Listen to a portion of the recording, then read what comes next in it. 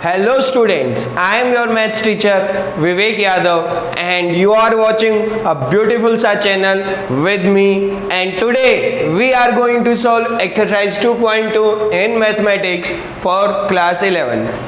Students, in the previous video we have discussed the concepts of relations, right? So today now it's the turn of NCERT questions that we are going to discuss here. So let us start from the question number 1. In question number 1, students, it is given that there is a set A defined from 1, 2, 3 so on up to 14. Okay, there is a set A defined like this, and a relation is defined from A to A, and the relation is defined as R is equals to x comma y such that x minus 3y equals to 0 and your 3x minus y equals to 0 and your x comma y both belongs to A. Right, so the relation here defined is that 3x minus y equals to 0. So what is the relation? Now if think about it, I am just solving it. 3x minus y equals to 0, it becomes y is equals to 3x. Okay, y की value आ जाती है हमारे पास 3x, और हमें जब इस relation को form करना है, इस रिलेशन को सेट बिल्डर फॉर्म से रोस्टर फॉर्म में लिखना है, तो हमें ये ध्यान रहना चाहिए कि अपने दोनों एलिमेंट, ऑर्डर्ड पेयर के दोनों एलिमेंट जो हैं वो बिलोंग करते हैं सेट ए में. ठीक है, तो चलिए देखते हैं. अब मैं बच्चों x की जगह रखना चाहूँगा 1. जब हमने x की जगह रखा 1, y की वैल्यू हो गई 3, right. y is equals to 3 times of x है, तो आप x की जगह 1 रख देंगे तो y की वैल्यू हो जाएगी 3. x की जगह हम 2 रख देंगे तो y की वैल्यू आएगी 6. x की जगह 3 रख देंगे तो y की वैल्यू आएगी 9.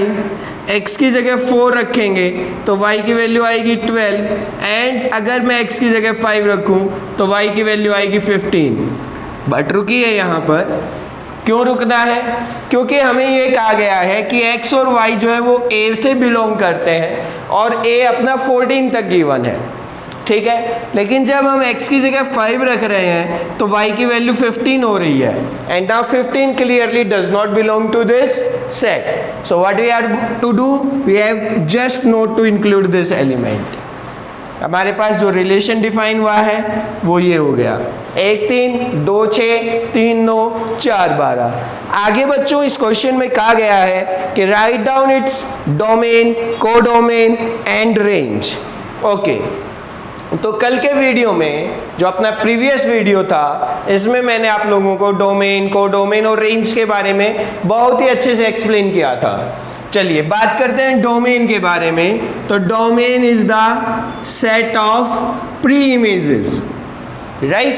प्री इमेजेस का जो सेट है वो अपना डोमेन होता है बच्चों. तो 1 2 3 4, what are these? These are the pre images. Range की बात करते हैं अब हम. Range is the set of images. ठीक है बच्चों, तो इमेज हमारे पास जो 1 है उसकी इमेज कितनी बन रही है? 3. 2 की इमेज कितनी बन रही है? 6. तो लिख दीजिए, इनकी इमेजेस को लिख दीजिए. 3 है, 6 है, 9 है, 12 है. तो ये अपने डोमेन और रेंज बन जाते हैं. Domain is the set of pre images, right. अब हमारे पास पूछा इसने कोडोमेन. तो कोडोमेन के लिए मैंने आपको बताया था कि codomain is the set B where the relation is defined. Okay, तो इस क्वेश्चन में जो अपना रिलेशन ये डिफाइन करना है that is from A to A. तो कौन से पर डिफाइन हो रहा है? ये ए सेट पर डिफाइन हो रहा है. तो इसकी domain, codomain complete set A आ जाएगी. ए क्या है हमारा? 1 से लेकर के 14 तक, तो कंप्लीटली अप टू 14. तो बच्चों this becomes the codomain of this relation. ध्यान से देख लीजिए, डोमेन, रेंज, कोडोमेन। ठीक है, इस मोमेंट पर अपना वीडियो पॉज करके आप नोट डाउन कर सकते हैं। चलिए, now let us move to the next question. Question number 2 की बात करते हैं। क्वेश्चन नंबर 2 में भी हमें रिलेशन डिफाइन करना है। तो बच्चों ये कोई ज़्यादा टफ चीज़ नहीं है, दैट्स क्वाइट इजी अगर आप इस चीज़ को अच्छे से समझ पाते हैं तो। ठीक है, तो let us talk about question number 2। Question number 2 is saying that define a relation R on the set n of natural numbers by R is equals to x comma y such that y is equals to x plus 5. Relation is defined as x comma y such that y is equals to x plus 5. और आपको कहा गया है कि x एक natural number है जो कि 4 से कम है, less than 4, right? This is what the question is saying, and x or y both belongs to natural number. Next, the question is saying that depict this relationship using roster form and arrow diagram, and you have to write down its domain and range. Okay, no problem. Relation का ordered pair, पहले ordered pair में अपने को x लिखना है, बाद में y लिखना है। x और y में क्या रिलेशन होना चाहिए कि y की वैल्यू x से 5 ज़्यादा है। ठीक है, ओके। तो पहला नेचुरल नंबर 4 से कम होना चाहिए। पहला नेचुरल नंबर अपना जो यहाँ पर लाई करेगा वो 1 होगा। अब मैं x की जगह 1 रखता हूँ तो y की वैल्यू आ जाएगी 6। ठीक है, अब अगर आप बच्चों x की जगह 2 रखेंगे 2, तो आपके पास y की वैल्यू आएगी 7, और x की जगह 3 रखेंगे तो y की वैल्यू आ जाएगी 8।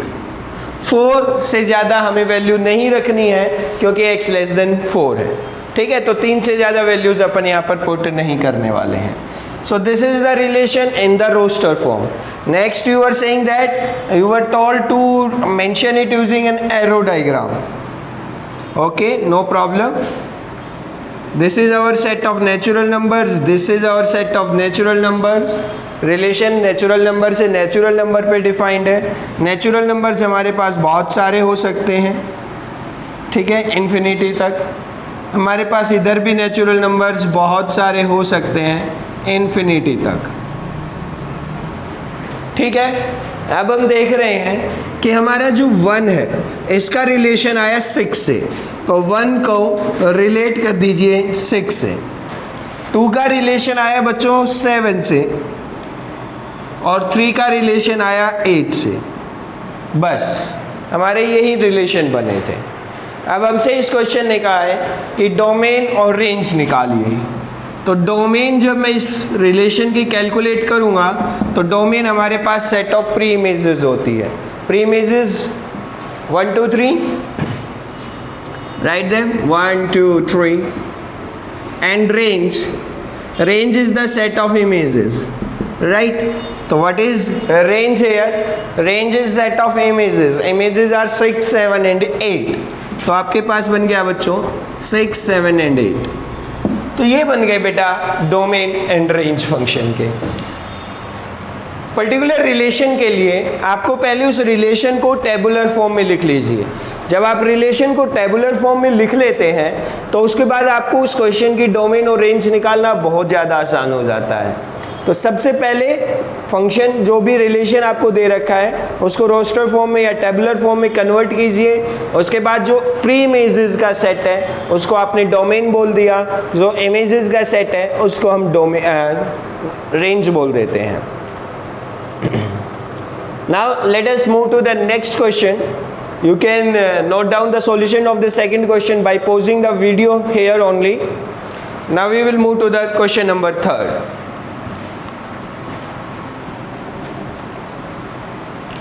In question number 3, also you have to do the same task. What is the task? The task is that there is a set A and B defined. Set A and B आपके पास defined है। Set ए है 1 2 3 5, set B है 4 6 9। You have to define a relation R from A to B. Okay, such that the difference between x and y is odd. तो relation देखिए पहले आपके पास set क्या है. क्वेश्चन नंबर 3, सेट ए हमारा दे रखा है 1 2 3 5, right, and set B is given as 4 6 9.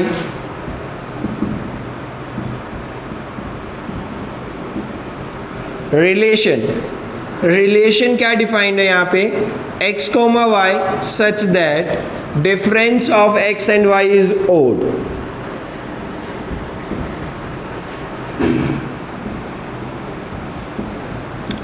और आपको गिवन है एक चीज कि आपका जो x है वो तो a से बिलोंग करेगा और जो y है वो b से बिलोंग करेगा. This is the relation, right. तो बच्चों इस क्वेश्चन में आपको ऑर्डर्ड पेयर में वो एलिमेंट्स लिखने हैं जिनका डिफरेंस ओड आए. ध्यान ये रखना है कि जो पहला एलिमेंट आप लिखोगे वो पहले सेट से बिलोंग करेगा और दूसरा एलिमेंट दूसरे सेट से बिलोंग करेगा. ठीक है, तो अपन लिखना स्टार्ट करते हैं. चलिए हम देखते हैं कि ए का डिफरेंस 4 के साथ ओड आता है या इवन आता है, ए का 6 के साथ, ए का 9 के साथ. इस प्रकार से अपन चेक करेंगे बेटा. तो रिलेशन अपना बना, yes, difference of 1 and 4 that is 3. Is it odd? Yes, it is odd. Difference of 1 and 6 is it odd? Yes, it is odd. Difference of 1 and 9, it's 8, and 8 is not an odd number. Okay. Now difference of 2 and 4, that is also even. 2 and 6 is even. 2 and 9 is odd. 3 and 4 का difference 1. 3 6 का difference 3. 3 और 9 का difference ये 6 हो जाएगा, even हो जाएगा. 5 and 4 का डिफरेंस 1. 5 and 6 का डिफरेंस 1. 5 और 9 का ये भी इवन हो जाएगा. चलिए, so this is the relation that we have mentioned here. Now the difference of x and y is odd और not? 3 5 7 1 3 1 1. Yeah, in all the cases it is odd. Okay. Now you have to mention the domain of this relation. So what will be the domain? Domain is the set of, yes, speaker, pre-images. So it is 1 2 3 5. Complete set A. Okay. What is the range? Range is the set of images. 4 6 9 4 6 4 6. Means 4 6 9, that is equals to set B, that was equals to set A. And codomain भी यदि हमें calculate करना हो तो वो भी हमारा कितना आ जाएगा, सेट B आ जाएगा. तो इस पर्टिकुलर रिलेशन के लिए अपना जो कोडोमेन और रेंज है वो इक्वल है. बट याद होगा प्रीवियस वीडियो में मैंने आपको समझाया था, सिखाया था कि कोडोमेन और रेंज जरूरी नहीं है हर बार इक्वल हो बच्चों, लेकिन रेंज जो है वो कोडोमेन का सबसेट होता है. ठीक है, तो note down the question number 3. In the mean time we are moving to question number 4.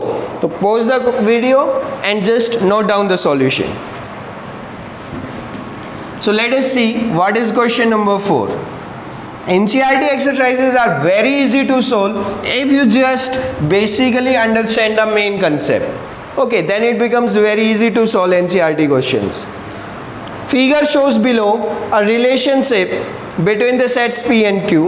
Write the relation in set builder form, roster form, and write down its domain and range. Okay, यहाँ पर आपको एक figure में दो set दे दिए, set P और set Q. Set P में बच्चों जो एलिमेंट्स हमें दिए गए हैं वो है 5 6 7, और सेट Q में जो एलिमेंट्स दिए हुए हैं वो है 3 4 5. अब 5 का जो रिलेशन है वो 3 से है, 6 का 4 से है, 7 का 5 से है. ठीक बात. अब कह रहा है कि इस रिलेशन को आप फॉर्म में लिखिए, रोस्टर फॉर्म में और सेट बिल्डर फॉर्म में. कोई बात नहीं है, कोई इश्यू नहीं है. पहले अपन रोस्टर फॉर्म में लिख के देखते हैं. तो रिलेशन क्या है? रिलेशन ये है कि 5 का रिलेशन 3 के साथ है, 6 का रिलेशन 4 के साथ है और 7 का रिलेशन 5 के साथ है। इस रिलेशन को ध्यान से देखिए, जरा ध्यान से देखिए। इस रिलेशन के जो ऑर्डर्ड पेयर के एलिमेंट्स हैं इनमें बेटा 2-2 का डिफरेंस है। कितना डिफरेंस है? 2 पॉइंट्स का। तो जो रिलेशन अपना बना वो ये बन जाएगा कि x y such that x minus y is equals to 2, और इस ऑर्डर्ड पेयर का जो पहला एलिमेंट है वो P से बिलोंग कर रहा है और दूसरा एलिमेंट है वो Q से बिलोंग कर रहा है। तो बन गया रिलेशन। Isn't it easy? अब डोमेन पूछी थी। डोमेन सेट ऑफ इमेजेस, नहीं set of pre images, it's 5 6 7 and range set of images ये होती है 3 4 5 and codomain is set Q which is 3 4 5. So that's the solution to question number 4. Okay, let us see question number 5. तो basically हमें क्या करना है, questions की language को थोड़ा सा समझना है। वीडियो पॉज करके आप सॉल्यूशन नोट कर सकते हैं। क्वेश्चन की लैंग्वेज को जब आप बच्चों समझ लेते हैं तो आधा क्वेश्चन वैसे ही सोल्व हो जाता है, क्योंकि mathematics is not a tough subject. Mathematics is the only subject which includes a lot of logic and reasons. तो हर चीज के पीछे आप ये देखिए कि ये क्यों हुआ। ठीक है, आपको सेट ए दे रखा है 1 2 3 4 6, if I am not mistaken it is 1 2 3 4 6 only, और जो रिलेशन डिफाइंड है वो सेट ए से ए पर ही डिफाइंड है। क्या है? A comma B such that A and B belongs to A। ठीक है, ये चीज गिवन है। B exactly is divisible by A। B is exactly divisible by A। Relation ये दे रखा है। कोई issue? I don't think so. A small है यहाँ पर। ऑर्डर्ड पेयर आपको लिखने हैं। ऑर्डर्ड पेयर में बच्चों वो एलिमेंट्स लिखने इस प्रकार से लिखने हैं कि जो बाद वाला एलिमेंट है ना ऑर्डर्ड पेयर का, ये बाद वाला एलिमेंट पहले वाले एलिमेंट से एग्जैक्टली डिवाइड हो जाता है। ठीक है, क्या 1 1 से एग्जैक्टली डिवाइड हो जाता है? बिल्कुल। क्या 2 2 एग्जैक्टली 2 से डिविजिबल है? क्या 3 3 से है? क्या 4 4 से है? क्या 6 6 से है? एक तो ये एलिमेंट्स आ गए, सारे एलिमेंट्स को एक एक करके लिख दिया। अब देखिए आपका जो बाद वाला एलिमेंट है वो एग्जैक्टली डिविजिबल होना चाहिए। अब हम बात करते हैं, क्या जो 2 है वो 1 से एग्जैक्टली डिविजिबल है? 1 से तो भाई सभी हो जाते हैं। 2 is exactly divisible by 1, 3 is exactly divisible by 1, 4 is exactly divisible by 1 and 6 is also exactly divisible by 1। एक तो बच्चों ये हो गए, अभी पूरा नहीं हुआ है कामला। अब देखो 2 किस किस को डिवाइड करता है? 2 जो है वो 4 को डिवाइड कर देगा और 6 को डिवाइड कर देगा। अब 3 6 को डिवाइड कर सकता है। ठीक है, और 4 इनमें से किसी नंबर को एग्जैक्टली डिवाइड नहीं करेगा और ना ही 6। तो ये हमारे पास रिलेशन बन गया। इस रिलेशन को अपने को रोस्टर फॉर्म में लिखना था, लिख दिया। डोमेन पूछी है तो डोमेन में 1 2 3 4 6 सारे एलिमेंट्स आ गए। रेंज पूछी है तो 1 2 3 4 6 सारे एलिमेंट्स आ गए। डोमेन भी A है, रेंज भी A है और कोडोमेन भी A ही है। ठीक है, तो that's the question number 5. So you can pause the video here to note down the solution. Let us move to question number 6. In question number 6, what we have to do? There is a relation given by R is equals to x comma x plus 5 such that x belongs to 0 1 2 3 4 and 5. Right? बच्चों जो relation अपना है वो दे रखा है कि ordered pair में जो 2 एलिमेंट होते हैं तो दूसरा एलिमेंट पहले एलिमेंट से 5 ज़्यादा होगा और पहले एलिमेंट की वैल्यू 0 से लेके 5 के बीच में है।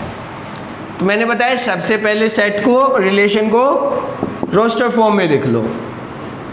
x की जगह 0 रखा, 0 + 5 ही होता है ना। अब x की जगह 1 रखा, 1 + 5 6 हो जाएगा।